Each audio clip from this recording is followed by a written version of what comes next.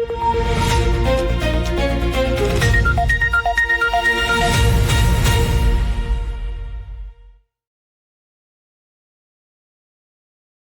தமிழோடு இணைந்திருக்கிறீர்கள். ILC தமிழ் உயிரோடு தமிழில் உலக நகர்வு நிகழ்ச்சியில் இணைந்திருக்கிறீர்கள். பிரித்தானியாவிலிருந்து போரியல் ஆய்வாளர் அரசு அவர்கள் இணைகின்றார். வணக்கம் அரசு அவர்களே. அனைத்து உயிரோடு தமிழ் உறவுகளுக்கு அன்பு இருந்த வணக்கம்.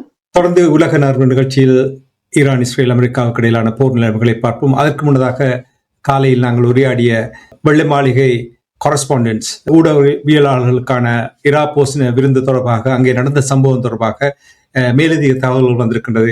வருகின்ற செய்திகளை பார்க்கும் பொழுது இன்னும் தெளிவாக இல்லை. ஆனால் இருந்தாலும் ஆயுதம் தாங்கிய அந்த தனிநபர் அவருடைய நோக்கம் ஒரு வித்தியாசமாக கூறுகிறார்கள். அரசவர்கள் அதை அவதானித்திருப்பார். அரசவர்களை கூறுங்கள், என்ன மேலதிக தகவல்கள் என்ன அறிந்தீர்கள்? இப்போது மேலதிகமாக அவரின் வீட்டை உடைத்து சோதனையிட்டிருக்கிறார்கள். பிறகு அவருடைய குடும்ப உறுப்பினர்களுக்கு அவர் ஒரு மேனிஃபெஸ்டோ கொள்கை அறிக்கையை அனுப்பியிருக்கின்றார். 2 பக்கங்களான கொள்கை அறிக்கை. அந்த அறிக்கையில் தெளிவாக குறிப்பிட்டிருக்கின்றார், தான் இதை திட்டமிட்டுத்தான் இதை செய்வதாகவும், அதாவது தனது நாட்டில் இப்படி பாலியல் குற்றவாளிகள்,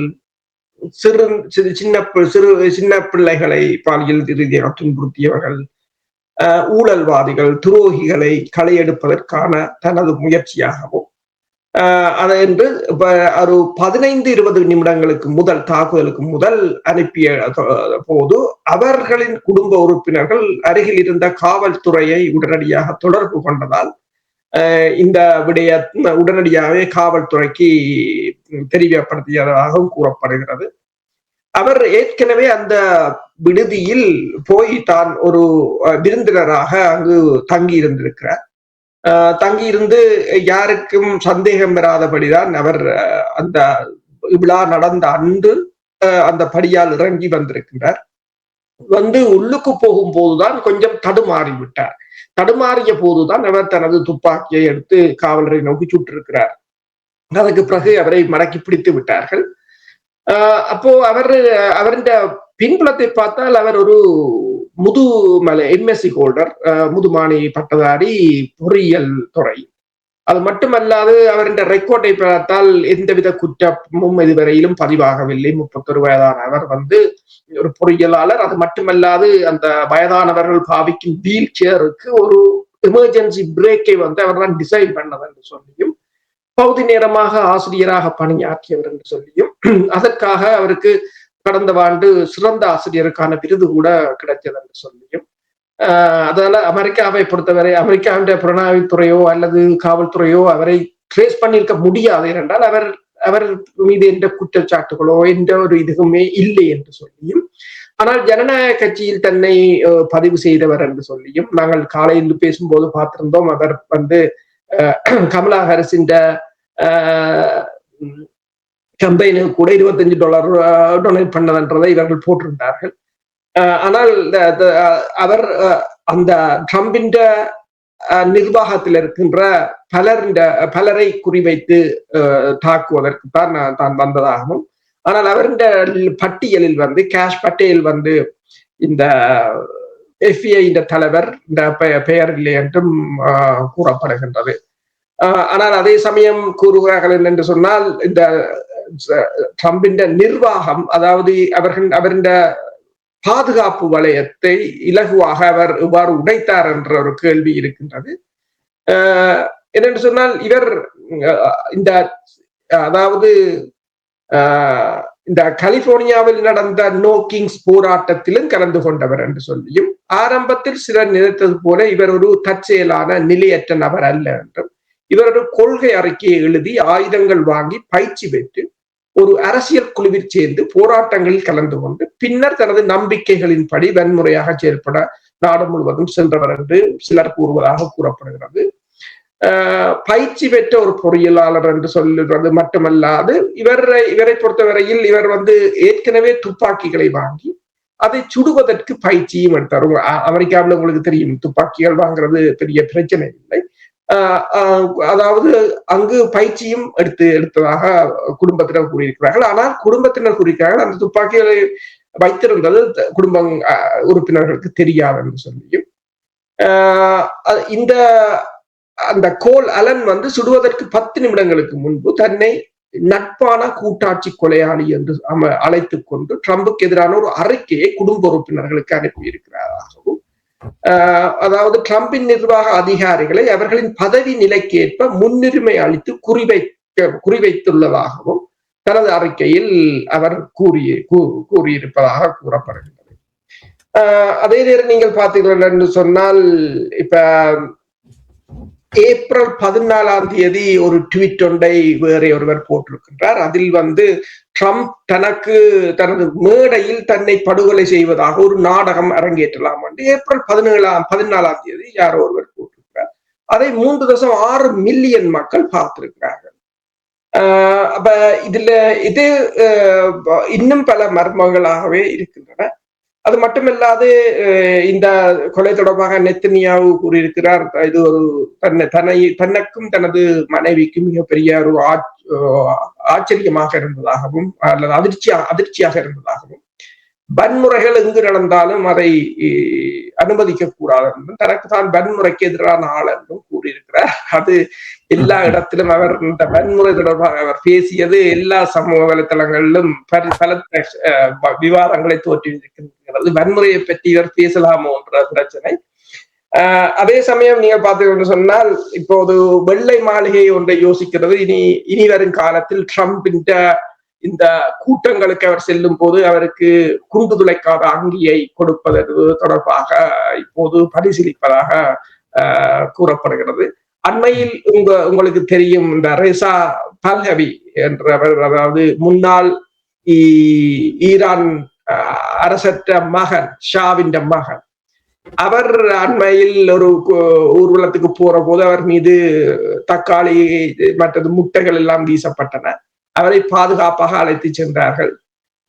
பிறகு முந்த நாள் அவர் பேசும்போது அவரை ஒரு கண்ணாடி கூட்டுக்குள் வைத்துத்தான் பேச அழைத்திருந்தார். அமெரிக்காவையே கண்ணாடி கூட்டுக்குள்ள இருந்து பேசணும் என்றால் அவர் என்னென்று ஈரானை போய் ஆட்சி செய்வதென்றது கற்பனையே செய்ய முடியாத ஒன்றுதான். இப்ப அமெரிக்காவில் என்னென்றால், இப்ப 2 படங்களை போட்டிருக்கிறார்கள். ஒன்று ஈரான் தெருவில் வந்து ஈரான் அரசு தலைவர் பெசஸ்கியான் நடந்து பொதுமக்களுடன் போவதும் ஒரு காட்சியும், இங்கால எல்லாரும் ட்ரம்பையும் பிரதித்த அரச தலைவரையும் பாதுகாப்பாக படையினர் அழைத்து செல்லும் காட்சியையும், அதாவது 2 நாட்டிலும் எவ்வளவுக்கு சுதந்திரம், இந்த மக்களே கிட்டத்தட்ட எதிர்ப்பாக மாறியது ஒன்றாகத்தான் இதை இப்போது எல்லோரும் பார்க்கிறார்கள். துப்பாக்கியோடு சென்ற அவருடைய தகவல்கள் இன்னும் தொடர்ந்து வந்து கொண்டிருக்கின்றது. விசாரணை நடத்திய பின்புதான் முடிவுக்கு வருவார்கள். இந்த விசாரணையினுடைய முடிவு வெளியில் வருமோ இல்லையோ தெரியவில்லை. என்றால் நாங்கள் ஏற்கனவே காலையில் பேசியிருந்தோம், நடந்த சம்பவங்களுடைய விசாரணைகள் ஒரு தெளிவாக வெளியில் வருவதில்லை. அவ்வாறு நிலைமைதான் இருக்கின்றது. அதற்கு வேறு காரணங்கள் இருக்கலாம். இன்னும் சில நாட்களில் இன்னும் வேறு தகவல்கள் வருவதற்கான வாய்ப்புகள் இருக்கிறது. அப்பொழுது வரப்பொழுது நாங்கள் நண்பர்களுக்கு எடுத்து வருவோம் என்று கூறிக்கொண்டு, சரி, தொடர்ந்து இந்த போர் நிலைமைகளை பார்த்தால், பேச்சுவார்த்தை என்று சொன்னால், நாங்கள் காலையில் பேசியிருந்தோம், ஈரானுடைய வெளிவார அமைச்சர் அப்பாஸ் ஆக்சி அவர்கள் இஸ்லாமாபாத்திலிருந்து ஓமான் சென்ற விடயத்தை நீங்க கூறினீர்கள். அங்கிருந்து அவர் சவுதி, பிரான்ஸ் மற்றும் துருக்கி போன்ற நாடுகளுடைய அமைச்சர்களுடன் தொலைபேசியில் உரையாடியதாகவும், ஒரு ராஜதந்திர நடவடிக்கைக்காக அவருடைய அந்த உரையாடல் இருந்தது என்று சொல்லி கூறுகிறார்கள். இதே நேரத்தில் அந்த பயணத்தை முடித்து அவர் மீண்டும் இஸ்லாமாபாத்துக்கு திரும்பி இருப்பதாக கூறப்படுகிறது. இவருடைய இந்த பயணம், இந்த நகர்வுகள் தொடர்பாக நீங்கள் என்ன அவதானிக்கிறீர்கள் என்று கூறுவீர்களா? இந்த பேச்சுவார்த்தை ஒரு மந்த நிலையில் இருப்பதாக பார்த்தாலும், இன்று அமெரிக்க அதிபர் ட்ரம்ப் கூட கூறியிருக்கின்றார், பேச்சுவார்த்தையில் இது தேவை என்று சொன்னால் ஈரானியர்கள் தங்களுக்கு அழைப்பார்கள் என்று கூறியிருக்கின்றார். ஆனால் அதற்கு அப்பால் வந்து பின்புலத்தில் மிகப்பெரிய நகர்வுகள் நடைபெற்றுக் கொண்டிருப்பதைத்தான் பார்க்கக்கூடியதாக இருக்கின்றது. உதாரணமாக நீங்கள் பார்த்தீர்கள் என்று சொன்னால், ரூபியோ வந்து அமெரிக்காவின் வெளிவார செயலாளர் வந்து யுஏஇ வெளிவார செயலாளருடன் தொலைபேசியில் பேசியிருக்கின்றார் இருதரப்பு உடன்பாடுகள் தொடர்பாக. அதே நேரம் பிரான்சின் வெளிவார செயலாளர் ஈரான் வெளிவார அமைச்சருடன் பேசியிருக்கின்றார். அதே நேரம் எகிப்தின் வெளிவார அமைச்சர் கட்டார் மற்றும் ஈரான் வெளிவார அமைச்சருடன் பேசியிருக்கிறார்கள். அதே நேரம் சவுதி அரேபியான் டிப்ளமேட் ஈரான் டிப்ளமேட்டுடன் பேசியிருக்கிறார்கள். அதே நேரம் பூட்டினை வந்து அரக்சி வந்து அங்கு ரஷ்யா செல்லும் போது பூட்டினையும் சந்திப்பார் என்று இப்போது கூறப்படுகின்றது.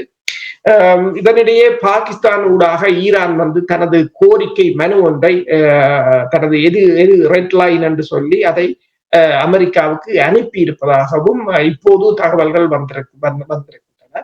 எனவேதான் ரஷ்யாவுக்கு அவர்கள் செல்கிறார்கள் என்றால் ரஷ்யாவுக்கு தங்கள் கோரிக்கை தொடர்பாக ரஷ்யாவுக்கு தெரிவிப்பதற்காகத்தான் அவர் ரஷ்யாவுக்கு செல்கிறார்.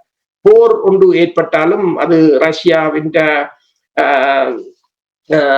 உதவி அவர்களுக்கு நிச்சயமாக தேவை. அடுத்தது மூலோபாய உடன்பாட்டின் அடிப்படையில் ரஷ்யாவுக்கும் ஈரானுக்கும் இடையிலான அந்த கூட்டு புரிந்துணர்வு ஒப்பந்தம் இருக்கின்றது. அதன் அடிப்படையில் தான் எல்லாவற்றையும் ரஷ்யாவுடன் கலந்து ஆலோசிப்பதற்காக போவதாக கூறப்படுகிறது. ஈரான் வெளிவார அமைச்சருக்கும் கத்தார் பிரதமர் மற்றும் வெளிவார அமைச்சர் ஷேக் முகமது பின் அப்துல் ரஹ்மான் அல் தானியாவுடன் தொலைபேசியில் உரையாடிய போது சமீபத்திய பிராந்திய நிகழ்வுகள் மற்றும் நடைபெற்று வரும் ராஜதந்திர முறைகள் குறித்து இருவரும் விவாதித்ததாகவும் இந்த உரையாடலின் போது ஈரான் அமைச்சர் பிராந்தியத்தின் தற்போதைய சூழ்நிலை, பல்வேறு அம்சங்கள் குறிப்பாக போர் நிறுத்தம் மற்றும் அதன் நிலைப்பாடு தொடர்பாக நிகழ்வுகளை விவரித்து போரை முடிவுக்கு கொண்டு வரவும் பதட்டங்களை குறைக்கவும் ஈரான் எடுத்துள்ள சமீபத்திய முன்னெடுப்புகள் மற்றும் ராஜதந்திர முயற்சிகள் குறித்து தனது கத்தார் சஹாவுக்கு தெரிவித்ததாக கூறப்படுகிறது. திரும்பவும் அவர் பாகிஸ்தானுக்கு தான் வந்திருக்கிறார் என்று சொன்னால் பாகிஸ்தான் விமானத்தில் தான் அவர் கட்டாருக்கு போயிருந்தார். ஏனென்று சொன்னால் ஓமானுக்கு சென்றிருந்தார். மன்னிக்கவும், ஏனென்று சொன்னால் கட்டாருடன் தொலைபேசி தான் பேசியிருந்தார். ஓமானுக்கு செல்லும் போது அவர் பாகிஸ்தான் விமானத்தை பயன்படுத்தியிருந்தார். ஏனென்று சொன்னால் ஓமான் வளைகுடாவில் அமெரிக்கா கடற்படையினர் நிற்பதால் ஈரான் விமானம் சில சமயங்களில் குறிவைக்கப்படலாம் என்பதற்காக பாகிஸ்தானின் விமானத்தில் சென்றிருந்தார். எனவே திரும்பி பாகிஸ்தானுக்கு வந்து இனி அங்கிருந்து ரஷ்யாவுக்கு செல்வதாக கூறப்படுகிறது. இந்த பேச்சுவார்த்தை தொடர்பாக காலையில் பார்க்கும் பொழுது கூறியிருந்தோம், புதிதாக ஒன்றை முன்மொழிந்திருக்கின்றது போல் தெரிகின்றது. இதில் ஏதாவது வித்தியாசம் இருக்கின்றதா? உங்களுக்கு தெரியும், 10 அம்ச கோரிக்கைகள் முன்வைத்ததற்கும் இதற்கும் வித்தியாசம் இருக்கின்றதா? அது தொடர்பாக அந்த கோரிக்கைகள் அனுப்பப்பட்டதை முதலும் உங்களுக்கு தெரியும், ட்ரம்ப் கூறியிருந்தார், ஈரான் எங்களுக்கு ஒரு கோரிக்கை அனுப்பி இருக்கிறார் என்று சொல்லி. அவர் கூறியது சரிதான். இப்போது பார்க்க போனால் அனுப்பி இருக்கிறார்கள். ஆனால் அதில் ஈரான் எந்த விதமான விட்டுக் கொடுப்பும் இல்லை. தங்கள் நிலைப்பாடு இதுதான். தங்கள் அதாவது அதிகபட்சம் என்ன, குறைந்தபட்சம் என்ன. ஆனால் இந்த அணு ஆயுத நிலைப்பாடு மற்றது இந்த 10 அம்ச கோரிக்கையின் அடிப்படையில் தான் அடுத்த பேச்சுக்கள் இடம்பெறலாம் என்று கூறியிருக்கிறார். ஆனால் அதில் என்ன இருக்கிறது என்று யாரும் சொல்லவில்லை. ஆனால் இன்று ட்ரம்ப் ஒரு ஊடகத்துக்கு தொலைக்காட்சிக்கு பேட்டியளிக்கும் போது கூறியிருக்கின்றார், the great respect for the field marshal, Pakistan field மார்ஷலுக்கு தான் மிகவும் ஒரு மரியாதை செலுத்துவதாகவும் பாகிஸ்தான் பிரதமரை தான் மிகவும் மதிப்பதாகவும் பாகிஸ்தான் ஒரு மிகவும் ஒரு மிகப்பெரிய ஒரு நாடு என்று ஒன்று பேசியிருக்கிறார். அதே சமயம் பேசிக்கின்றார், பாகிஸ்தானுக்கு இந்தியாவுக்கு நடந்த சண்டையில் 11 விமானங்கள் சுட்டு வீழ்த்தப்பட்டிருக்கிறது. இன்றைக்கு திருப்பி சொல்லியிருக்கிறார். அதையும் சொல்லி இதையும் சொல்லியிருக்கிறார். என்னும் போது பாகிஸ்தானிடம் இருந்து அவருக்கு அவர் போர் நிறுத்தத்தை தொடர்வதற்கு ஒரு சாதகமான பதில் போயிருக்கிறது போலதான் கிடக்கிறது அவற்றை பதிலை பார்க்கும் போது. ஆனால் இதை இரகசியமாக இருப்பதால் இதை யாருக்கும் சொல்லவில்லை போலதான் தெரிகிறது. பாகிஸ்தானும் அதை அனுப்பிவிட்டது. எந்த ஒரு தரப்பும் வெளியிடவில்லை. எனவேதான் ரஷ்யாவுக்கு போறார், ரஷ்யாவுக்கு நேரடியாக சொல்வார்கள். சில சமயங்களில் இனி நாளை அல்லது நாளை மறுதினம் வந்து ஊடகங்கள் மெதுவாக இவற்றை உள்ளக தகவல்கள் மூலம் சில சமயங்களில் வெளிக்கொண்டு வரலாம். சரி, இந்த போர் தொடர்பான நிலைமைகளை நாங்கள் தொடர்ந்து பார்ப்பதற்கு முன்னதாக இன்னும் ஒரு தகவல் ஒன்று நான் காலையில் உங்களோடு உரையாட வேண்டும் என்று இருந்தேன். ஆனால் நேரம் போதாமையினால் உங்களோடு உரையாட முடியவில்லை.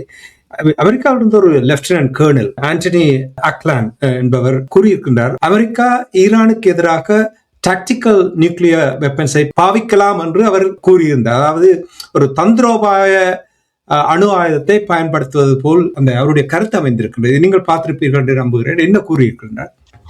அவர் அண்மையில் ஒரு ஊடகத்துக்கு வழங்கிய நேர்காணலில் லெப்டினன்ட் கேர்னல் ஆண்டனி அக்லர் அதாவது சிறப்பு நடவடிக்கைக்கான கூட்டுப்படை தலைமையகத்தின், அதாவது அமெரிக்காவின் கூட்டுப்படை தலைமையகத்தின் ஜெனரல் டான் கெய்னுடன் தான் தினமும் பணியாற்றியதாக கூறியிருக்கின்றார். அவருடன் பணியாற்றியதாகவும் முடிவுகளை எடுப்பதில் தாங்களும் பங்கு பற்றியதாகவும் கூறியிருக்கின்றார்.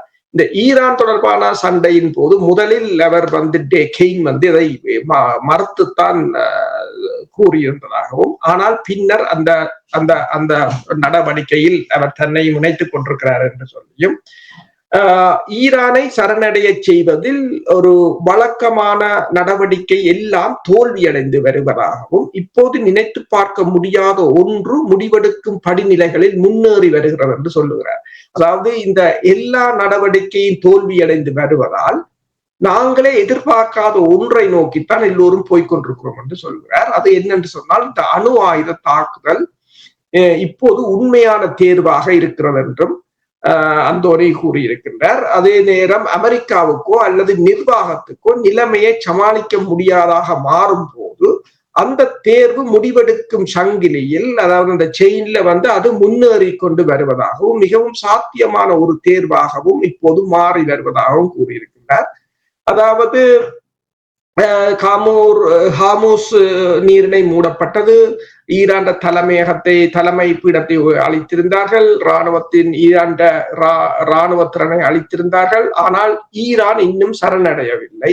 தீர்வு காணப்படாமல் மோதல் நீடிப்பதால் அழுத்தம் அதிகரித்து வரும் நிலையில் குறைந்த ஆற்றல் கொண்ட தந்திரோபாய அணு ஆயுத தாக்குதல், அதாவது டாக்டிக்கல் நியூக்ளியர் வெப்பன்ஸ் அந்த பெரியாசாக இல்லாமல் சிறிய அணு ஆயுத தேர்வு ஏற்கனவே உயர் மட்டங்களில் பரிசீலனையில் இருக்கலாம் என்றும், அத்தகைய தாக்குதல் டிரம்பின் விருப்பங்களின் பட்டியலிலும் இருக்கிறது என்றும் தான் நம்புவதாகவும் அவர் கூறியிருக்கின்றார். ஒவ்வொரு நாளும் அதன் சாத்தியக்கூறுகள் அதிகரித்து வருவதாக லெப்டினன்ட் கர்னல் ஆண்டனி தெரிவித்திருக்கிறார். இது சாத்தியம் என்று நான் நினைப்பது மட்டுமல்லாமல் அமெரிக்க ஜனாதிபதிக்காக கூட்டுப்படை தளம் தயாரித்துள்ள விருப்ப பட்டியலில் இந்த அணு ஆயுத திட்டமும் உறுதியாக இருப்பதாக தான் நம்புவதாக அவர் தெரிவித்திருக்கின்றார். அதாவது அமெரிக்காவுக்கும் ஈரானுக்கும் இடையில் ஒரு தவறான நகர்வு, அதாவது ஒரு மிஸ் அண்டர்ஸ்டாண்டிங் கூட இந்த தந்திரோபாய அணு ஆயுத தாக்குதலில் முடியக்கூடும். மேலும் அதன் நிகழ்தகவு ஒவ்வொரு நாளும் அதிகரித்துக் கொண்டே செல்கிறது என்றும் அவர் ஆண்டனி கூறியிருக்கிறார். இதேத்தில் டாக்டர் ட்ரம்ப் அவர்கள் என்று கூறியிருக்கின்றார், இரு நாடுகளுக்கு இடையிலான போரை முடிவுக்கு கொண்டு வர வேண்டுமாக இருந்தால் பேச்சுவார்த்தை நடத்த விரும்பினால் ஈரான் அமெரிக்காவுடன் எந்த நேரமும் தொடர்பு கொள்ளலாம் என்று கூட அவர் கூறியிருக்கின்றார். அவர்களுடைய அந்த தொனியில் மாற்றங்கள் காணப்படுகிறது. நாங்கள் பொறுத்திருந்து பார்ப்போம் எவ்வாறு இந்த மாற்றங்கள் வருகின்றன என்று. இனி தொடர்ந்து நாங்கள் இந்த சம்பவங்கள் நடந்து கொண்டிருக்கின்ற சில நாடுகளில் உங்களுக்கு தெரியும், முன்னர் நீங்கள் கூறினீர்கள் 11 நாடுகளில் எரியும் சம்பவங்கள் நீங்கள் கூறியிருக்கிறீர்கள். UK ஏர்பேஸிலும் கூட ஒரு தீ பற்றி எரிவது போல் தெரிகின்றது ஒரு குறிப்பிட்ட இடத்தில். அது தொடர்பாக என்ன அறிந்தீர்கள்? பிரித்தானியாவில் இருக்கின்ற வான்படை தளம், அந்த வான்படை தளத்தில் இருக்கின்ற B-52 ரக விமானங்கள் தான் ஈரான் சண்டையின் போது இங்கிருந்து அந்த விமானங்களை தான் கொண்டு சென்றிருந்தார்கள். அது மிகப்பெரிய தளம். அந்த தளத்தில் என்று திடீரென்று தீப்பற்றி எரிந்ததாகவும் பெருமளவான தீயணைப்பு படையினர் அந்த இடத்தை சூழ்ந்திருப்பதையும் காணக்கூடியதாக இருந்தது. ஆனால் தீக்கான விவரமோ அல்லது தீயினால் என்ன சேதமடைந்தது என்ற தொடர்பான எந்த தகவல்களும் இல்லை. அதே சமயம் நீங்கள் பார்த்தீர்கள் என்று சொன்னால், இந்த அட்லாண்டா பகுதியில் அமெரிக்காவில் KC-135 என்ற இந்த எரிபொருள் நிரப்பும் டேங்கர் விமானம் ஒன்று ரன்வேயில் அது மேலெழும்ப முற்பட்ட போது ஒரு இயந்திரம் வெடிச்சு சிதறியதை பார்க்கக்கூடியதாக இருந்தது. அதற்கான காரணமும் தெரியவில்லை. அதே சமயம் அமெரிக்காவின் டெக்சஸ் பகுதியில் கேஸ் பைப்லைன் ஒன்று வெடித்து மிகப்பெரிய ஒரு தீ அனர்த்தத்தை பார்க்கக்கூடியதாக இருந்தது. தீ எரித்து கொண்டிருப்பதை பார்க்கக்கூடியதாக இருந்தது. ஏற்கனவே மிகப்பெரிய ஒரு அனர்த்தத்தை உலக நாடுகள் சந்தித்துக் கொண்டிருக்கிறது. தொடர்ச்சியாக இப்போது இந்த இவ்வாறான படைத்துறை ரீதியாகவும் சரி, எரிபொருள் சம்பந்தமான பகுதிகளிலும் சரி, தொடர்ச்சியாக விபத்துக்கள் ஏற்பட்டு கொண்டு வருவது ஒரு சந்தேகத்தை தான் தோற்றுவித்துக் கொண்டிருக்கிறது. மர்மமான சம்பவங்களாகத்தான் பார்க்கப்படுகின்றது. சரி, நாங்கள் நிகழ்ச்சி என்று கொண்டு வருவதற்கு முன்னதாக நிறைவாக UAE போர் நடந்து கொண்டிருந்த பொழுது அரசோகளே ஈரான் தாக்கிய மத்திய கிழக்கு நாடுகளில் UAE அதிகமான அடி வாங்கிய நாடு என்று சொல்லலாம். ஏனென்றால் ஈரானில் நடந்த புரட்சிக்கு அங்கிருந்து பலர் போனார்கள், அந்த புரட்சியில் ஈடுபட்டார்கள், அல்லது தகவல்கள் பரிமாறப்பட்ட என்ற விடயங்கள் எல்லாம் நீங்கள் கூறினீர்கள். ஏற்கனவே அது ஈரானுக்கு தெரியும்.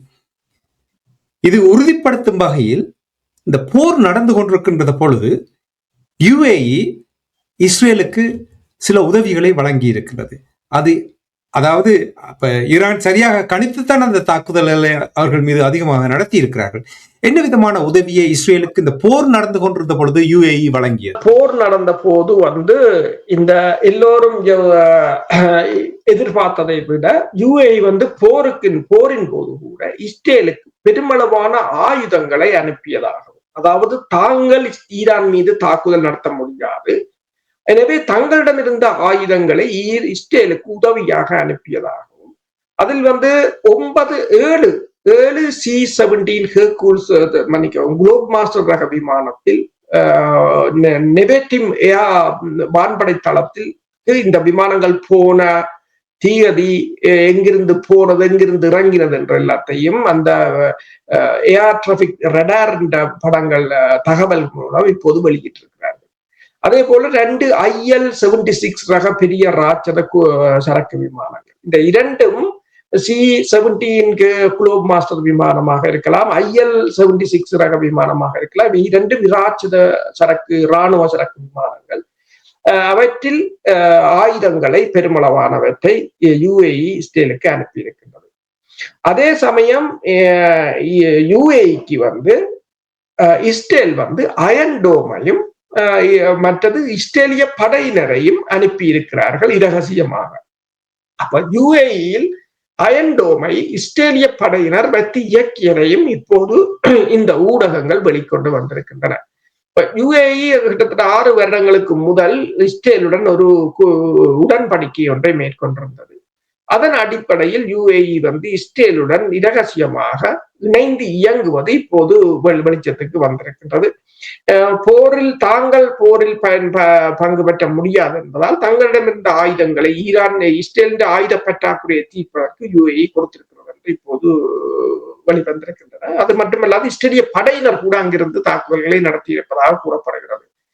அதே சமயம் இந்த ஆர்க் டெக்னிகா என்ற ஒரு நிறுவனம் இப்போது அந்த சீனாவின் சேட்டலைட் இமேஜ்களை பார்த்து, இப்ப பிளானட்டரி லேப் என்று சொல்றது அது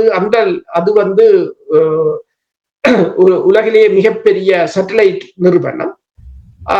அந்த நிறுவனம் தனது சேட்டலைட் படங்களை வெளியிடுவதை இடையில் மார்ச் 6ஆம் தேதியுடன் நிறுத்தி இருந்தது என்றால் அமெரிக்கா கேட்டுக்கொண்டதற்கு அவர்கள் நிறுத்திவிட்டார்கள். ஆனால் இப்போது இந்த போர் நிறுத்தத்துக்கு பலரும் அந்த படங்களை வெளியிட்டிருக்கிறார்கள். அதன் அடிப்படையில் கிட்டத்தட்ட 300 கிலோமீட்டர் ரேடியஸ், ஈரானிலிருந்து 300 கிலோமீட்டர் சுற்றளவுக்கு இருக்கின்ற அமெரிக்காவின் அத்தனை தளங்களும் கடுமையாக சேதமடைந்ததை இப்போது அவர்கள் உறுதிப்படுத்தி இருக்கிறார்கள். 300 கிலோமீட்டருக்கு அங்கால இருந்த தளங்களையும் ஈரான் தாக்க முற்பட்டு இருந்ததாகவும் அந்த தகவல்கள் குறிக்கின்றன. அப்ப NBC செய்தி நிறுவனம் இது தொடர்பாக தெரிவிக்கும் போது தெரிவித்திருக்கிறது, நாங்கள் நினைத்ததை விட சேதம் கூட, இப்ப இவர்கள் வெளியில் சொன்னதை விட இப்போது பார்க்கும் போது சேதம் மிக மிக அதிகம் என்றும், இந்த சேதங்களை திருப்பி கட்டுவதற்கு பல பில்லியன் டாலர்கள் இருக்கும் என்றும் கூறியிருக்கிறார்கள். ஆனால் அதே சமயம் நீங்கள் ஒன்றை பார்க்கலாம், இப்போது ஈரான் விமானங்கள் சவுதி அரேபியாவுக்கு போயிருக்கின்றன. இப்ப நான் முதல் கூறியதை நீங்கள் பார்த்தீர்கள் என்றால் ஒன்று விளங்கும். ஈரான் டிப்ளோமேட் சவுதியின் டிப்ளோமேட்டும் கதைக்கிறார்கள். அப்பாஸ் அரக்சியுடன் பிரான்ஸ் வெளியுறவு அமைச்சர் கதைக்கிறார். எகிப்தின் பிரதமர் அப்பாஸோட கதைக்கிறார். கட்டார் பிரதமர் அப்பாஸோட கதைக்கிறார். ஓமான் வெளியுறவு அமைச்சர் அப்பாஸோட கதைக்கிறார், அரக்சியோட. அப்ப ஈரானோட பேசுபவர்களின் எண்ணிக்கையும் உறவுகளை வளர்ப்பதற்கும் இப்போது இந்த வளைகுடா நாடுகள் மிக மிக ஆர்வமாக இருப்பதை இந்த 300 கிலோமீட்டர் ரேடியஸ்ல இடம்பெற்ற சேதங்கள் அதுகள் எல்லாம் மெல்ல மெல்ல உறுதிப்படுத்துகின்றன என்றால் அவர்களுக்கு ஒன்று தெரிகிறது. இனிவரும் காலத்து தங்கள் இந்த நில அந்த பிராந்தியத்தின், இப்ப எல்லோரும் கதைக்கும் போது ஒன்றை தான் பேசுகிறார்கள், அந்த பிராந்தியத்தின் உறுதித்தன்மை தொடர்பாகத்தான் பேசுகிறார்கள். அப்ப இந்த பிராந்தியத்தின் உறுதித்தன்மை என்று சொல்லும் போது ஈரான் உறுதித்தன்மையாக இருக்க வேண்டும் என்று இப்போது அவர்கள் யோசிக்கிறார்கள். ஒழுங்கில் ஒரு மாற்றம் வந்திருக்கின்றது. அந்த மாற்றம் ஒரு உறுதித்தன்மையை ஏற்படுத்தும் நான் நினைக்கிறேன் போர் முடிந்த பின்பு. சரி அரசர்களே, நாங்கள் கடந்த 58 நாட்களாக காலையும் மாலையும் இந்த போர் தொடர்பான செய்திகளை கொண்டு வந்திருந்தோம். இப்பொழுது போர் நிறுத்தம் வந்திருக்கிறது, பேச்சுவார்த்தை மந்த நிலை அடைந்திருக்கிறது.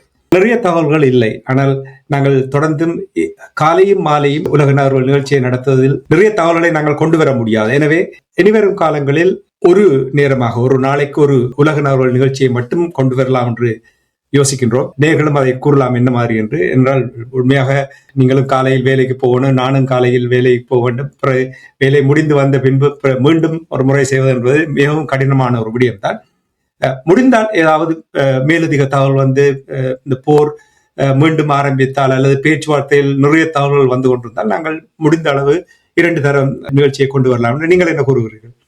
உண்மைதான். என்னென்று சொன்னால் தகவல் இப்போது அந்த ஒரு மந்த நிலையை ஏற்படுத்தி இருப்பதால் நாங்கள் ஒரு நேரமாக ஒவ்வொரு நாளும் ஒவ்வொரு அப்டேட்டை கொடுக்கலாம். ஆனால் நேயர்கள் நீங்கள் இதுல இருக்க கருத்தை போடுங்கள், உங்களுக்கு நீங்கள் என்ன யோசிக்கிறீர்கள் என்று. ஆனால் இப்ப அவசரமா எது திருப்ப போரோ அல்லது மிக முக்கிய நிகழ்வுகள் என்று சொன்னால் நாங்கள் 2 நேரமும் கட்டாயம் அதை அப்டேட்டுக்கு தருவோம்.